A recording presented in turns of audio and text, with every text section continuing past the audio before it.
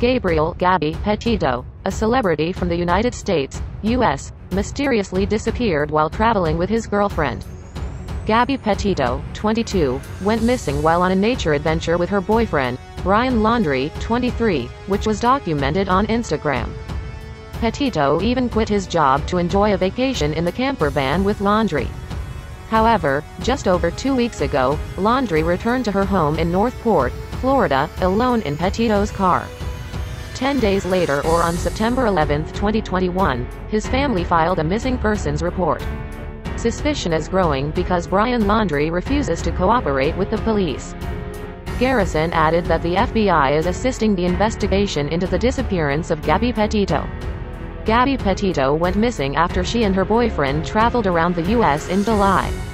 U.S. law enforcement officials on Sunday, the 9th of September 2021, reported the discovery of a body in the U.S. National Forest in Wyoming. The remains are said to fit the description of Gabby Petito, whose mystery of his disappearance has shocked America. The FBI then confirmed that the bodies found matched Gabby Petito's description.